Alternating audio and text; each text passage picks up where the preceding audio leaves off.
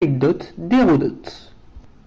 Aujourd'hui, nous allons explorer un événement historique très spécial, la bataille de Villa Viciosa. Cette bataille a eu un grand impact sur l'histoire, et nous allons la découvrir ensemble, étape par étape. Alors prêts, commençons. Si vous aimez cette vidéo captivante, n'oubliez pas de vous abonner à la chaîne L'Anecdote d'Hérodote pour ne pas manquer nos prochaines vidéos sur des moments historiques fascinants. Cliquez sur le bouton d'abonnement et activez la cloche pour recevoir les notifications de ma chaîne YouTube. Merci du fond du cœur pour votre soutien. Mais avant d'entrer dans les détails, prenez quelques instants pour comprendre le contexte historique. Imaginez-vous en Espagne au début du XVIIIe siècle. L'Europe est en proie à un grand conflit, appelé la guerre de succession d'Espagne. Les nations s'affrontent pour déterminer qui devrait régner sur le trône espagnol. Et c'est au milieu de ce tourbillon d'événements que la bataille de Villa Viciosa va se dérouler. Alors, allons-y et explorons cette période fascinante. Pour commencer, explorons le contexte historique de la mort de Charles II d'Espagne et le déclenchement de la guerre de succession d'Espagne. Charles II était un roi d'Espagne du XVIIe siècle et il avait des problèmes de santé depuis sa naissance. Son règne a été marqué par une faiblesse physique et mentale qui a suscité des inquiétudes quant à sa capacité à gouverner. À sa mort en 1700, l'Espagne était sans héritier direct pour lui succéder. Cela a commencé par une lutte acharnée entre les grandes puissances européennes pour déterminer qui devrait occuper le trône espagnol. Cette situation a mené à un conflit complexe, connu sous le nom de la guerre de succession d'Espagne. Les principales puissances européennes étaient impliquées dans cette lutte pour le contrôle de l'Espagne. L'enjeu était énorme car l'Espagne était alors un empire mondial avec de vastes territoires et des richesses considérables. La guerre a duré plus d'une décennie et a eu des répercussions profondes sur l'Europe et l'Espagne.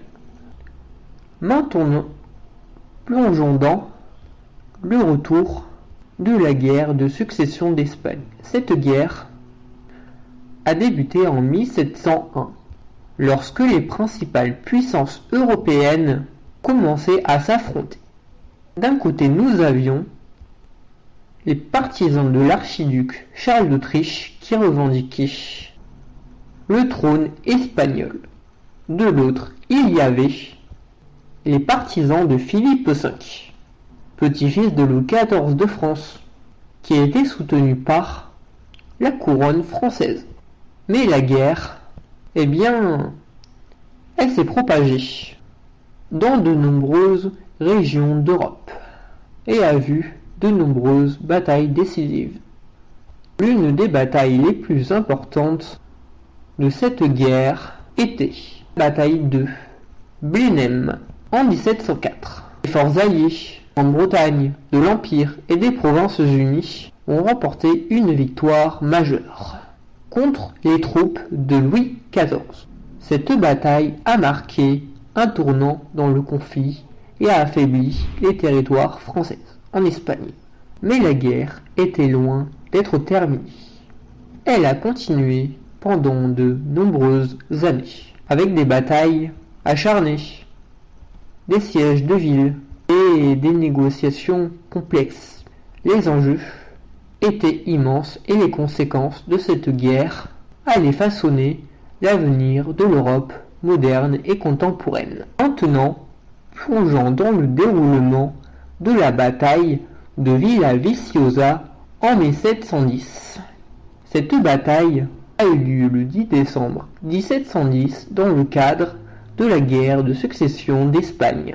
La bataille s'est déroulée près du village de Villa Viciosa en Espagne. Les troupes alliées étaient dans une mauvaise posture, mais elles ont réussi à se retirer vers le pont de Villa Viciosa et à traverser la rivière. Cependant, la traversée a été difficile et coûteuse. Finalement, les forces alliées ont réussi à se retirer, mais la bataille de Villa Viciosa a été un succès pour les forces françaises. Cette victoire a consolidé la position de Philippe V sur le trône espagnol et a contribué à mettre fin à la guerre en 1713 avec le traité d'Utrecht. Les conséquences de la bataille de Villa Viciosa en 1710 ont été significatives. Cette victoire pour les forces françaises a consolidé la position de Philippe V sur le trône espagnol. Le traité d'Utrecht a eu un immense impact majeur sur l'Europe. Il a ainsi redessiné la carte politique du continent.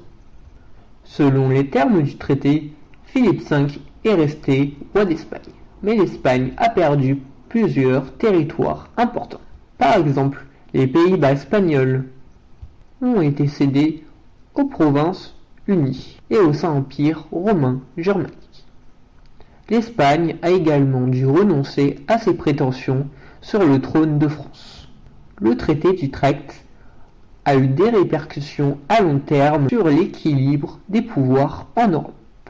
Il a marqué le début de la domination britannique des mers et a renforcé la position de la Grande-Bretagne.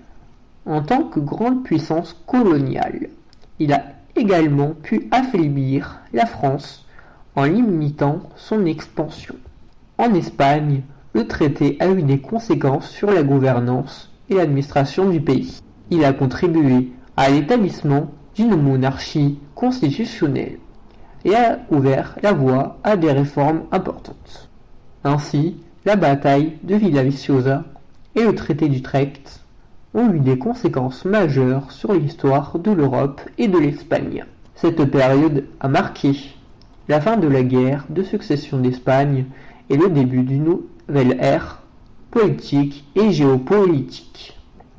Et voilà, c'est la fin de notre exploration de la bataille de Villa Viciosa et de ses conséquences. J'espère que vous avez trouvé cette histoire aussi captivante que moi. L'histoire est une source inépuisable de découvertes fascinantes. Je tiens à vous remercier pour cette première vidéo historique sur mon compte, d'avoir regardé cet épisode et de vous être intéressé à ces moments historiques. Si vous avez aimé cette aventure dans le passé, n'oubliez pas de vous abonner sur mon compte, l'anecdote d'Hérodote. Votre soutien est essentiel pour continuer à explorer ensemble les trésors de l'histoire. Alors à bientôt et encore merci du fond du cœur. C'était l'anecdote d'Hérodote et à la prochaine.